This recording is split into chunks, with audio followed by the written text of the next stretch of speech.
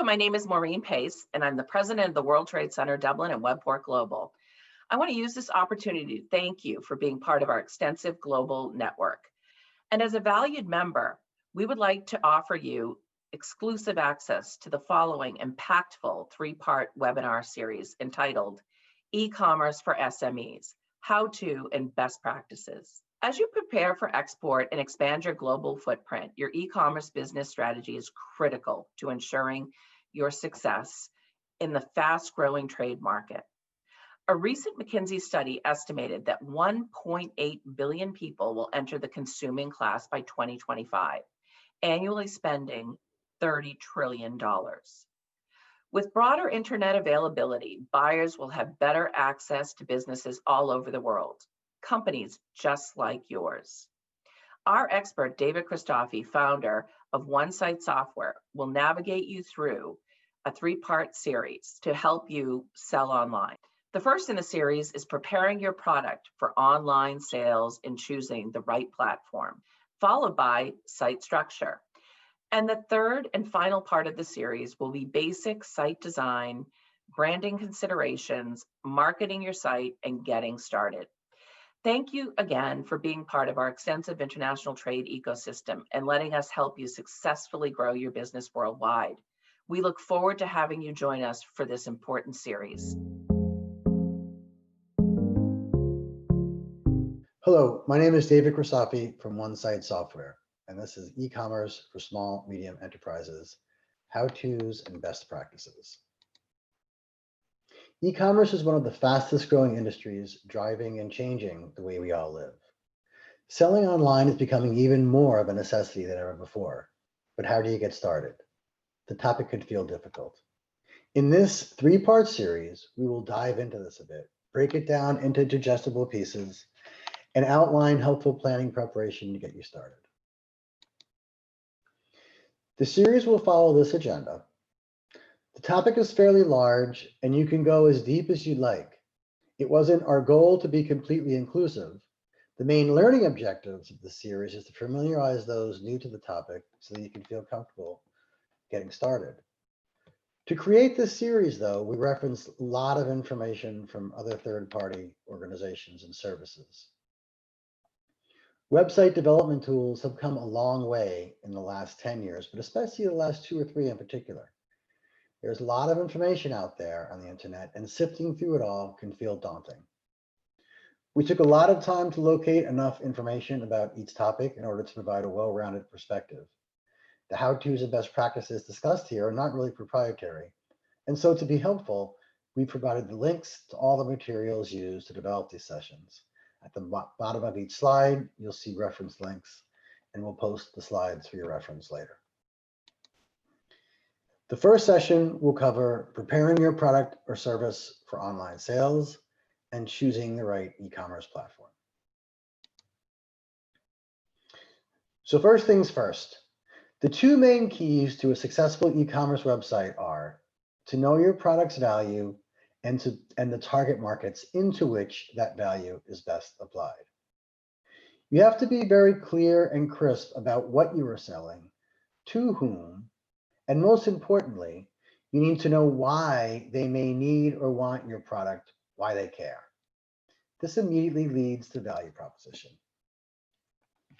Let's talk about this a little bit. Speaking to your audience and your value proposition.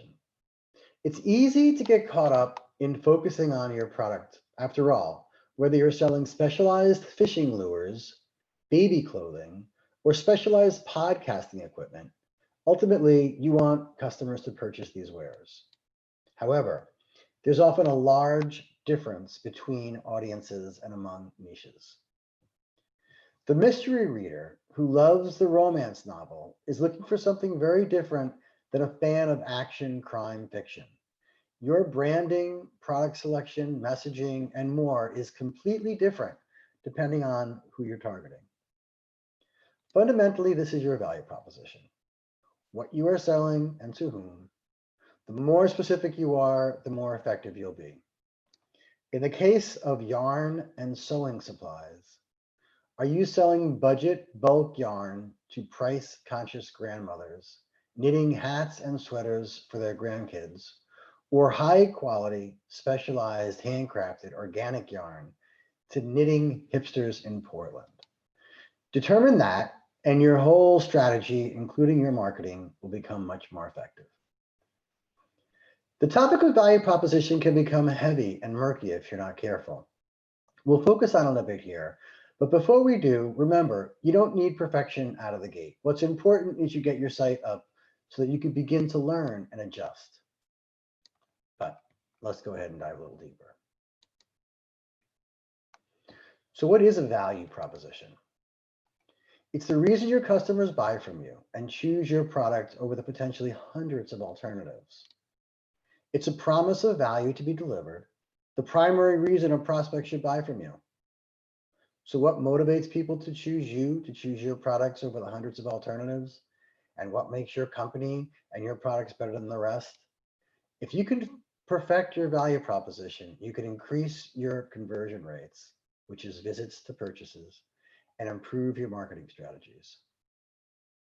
Just like with live selling, learning to present the value your company and your products deliver in a compelling way, but on your site, is one of the most high value, wide reaching marketing activities you could focus on. Your value proposition is the main thing you need to test. If you get it right, it will be a huge boost. In fact, if I could only give you one piece of advice, it would be to test your value proposition. The less known your company is, the better your value proposition needs to be. One of the biggest challenges that occurs on a consistent basis with small to medium businesses is the lack of a developed value proposition.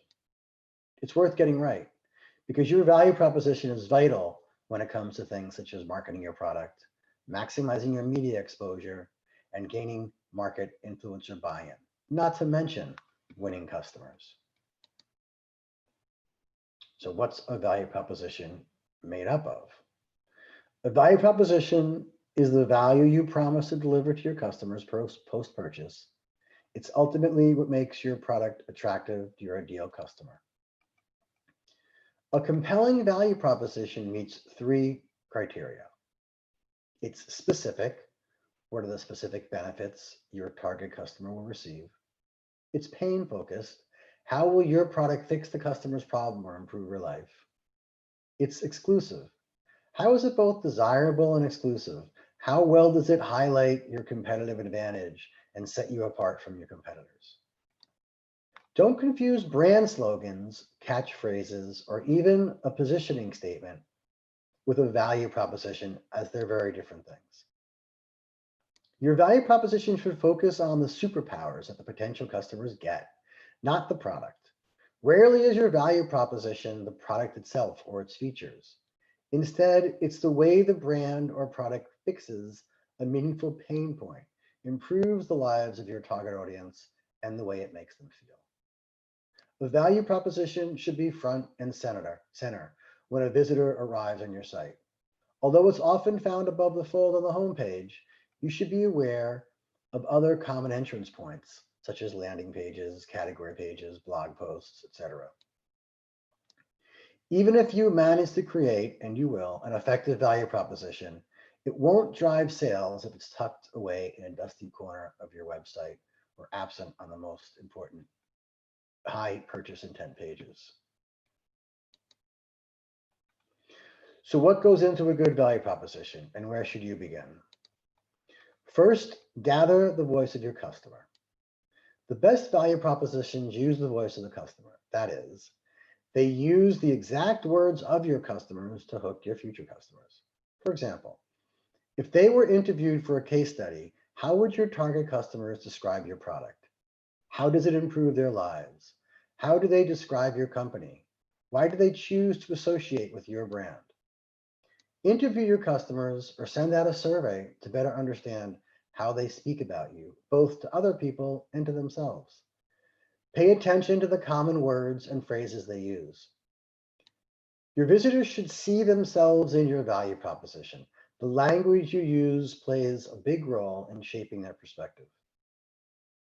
Next, emphasize clarity before creativity. What does that mean? Well, above all, you must ensure your value proposition is clear. Sounds obvious, I'm sure, but your value proposition needs to serve many purposes, so achieving crystalline clarity can be quite difficult. When evaluating your draft, ensure it answers the following questions. What product are you selling? Who should buy your product? How will buying your product improve the visitor's life? Why should the visitor buy from you and not your competitors? When will the value be delivered? Your value proposition should be relatively short, 2 to 3 sentences maximum. Every word should improve clarity or make your main selling point more compelling. Otherwise, it needs to be cut. Finally, focus on benefits, not hype. How many world's best coffee signs would you see in store windows walking down the street, just one New York City busy street? Dozens. Each sign would make it a little more difficult to believe the previous one. Hype, which can come in the form of superlatives like best and exaggerations like world's best, can be dangerous that way. Instead, focus on distinct benefits and the concrete value your product delivers. If you need to use hype to sell your product, it's a sign that your value proposition is not well defined, or perhaps even that your product is not as valuable as you think. The best way to get a feel for how value propositions work and how to get them right is to look at a few examples.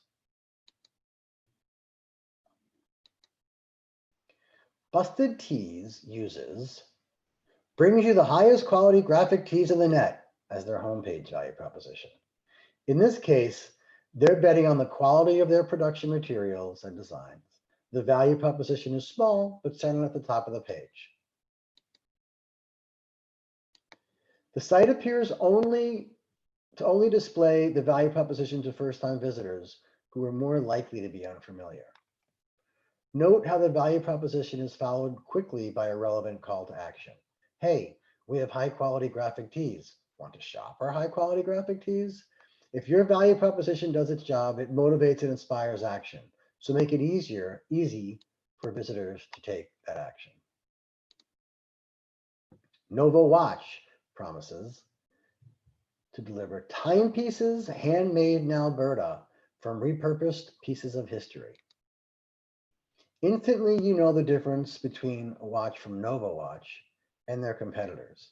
The value is unique and undeniably different. When you arrive on the site, the value proposition fills the entire page, but you'll also find the value proposition reiterated on product pages.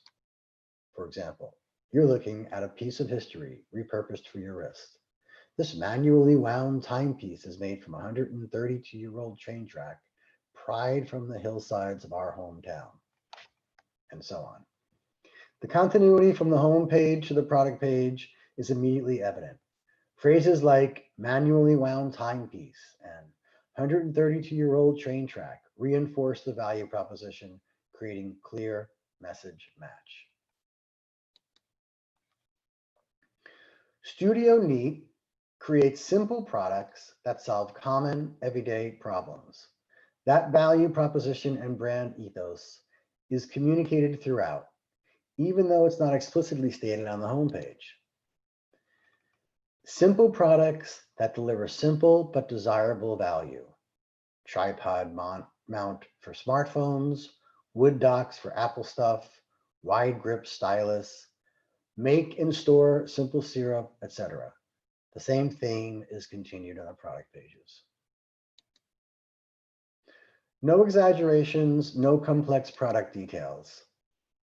On your nightstand or at your desk, it's nice to have a designated spot to charge your devices. Doesn't that sound exactly like something a customer would write themselves? And that example brings us to another important consideration when developing your value proposition. There are different types. In e-commerce, your value proposition is more than just the big, bold heading on your homepage. There are 4 distinct types of value propositions you should know when you're optimizing your beginning to design and optimizing your store. The key is that they are usually specifically different, always very related and aligned, and always completely complementary. The graphic on the right is a good way to visualize the connectivity of e-commerce value propositions. And we're going to cover these right now. First, let's talk about your company value proposition. There's a difference between the value proposition of your company and your products. Take Studio Neat, for example. The value proposition for their company would be something like this: simple products that solve simple problems. The value proposition for their material dock is, it's nice to have a designated spot to charge your devices. Now you can see and feel the company value proposition in the product value proposition, but it's important to see the distinction.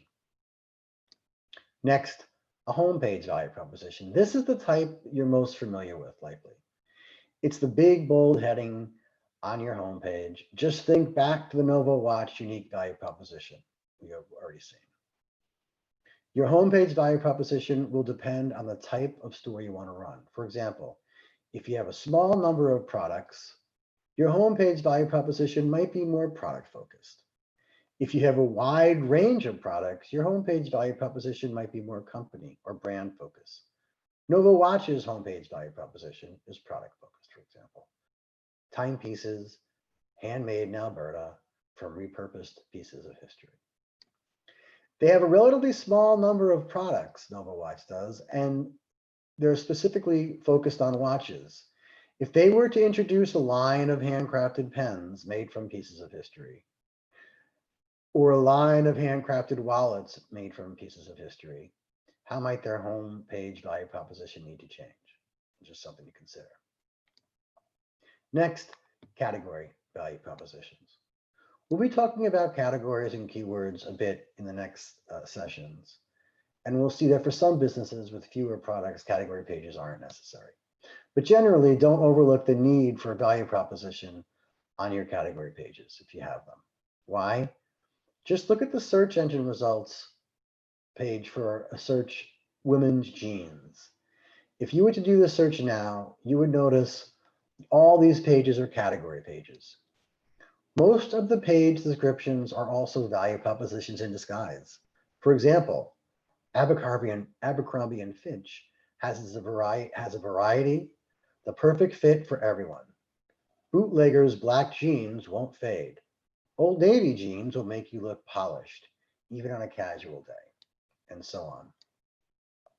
When you click through the Abercrombie & Fitch, for example, site, you'll see the value proposition reiterated pretty much everywhere on the site copy. Finally, your product value propositions. Product value propositions, of course, go on your product pages.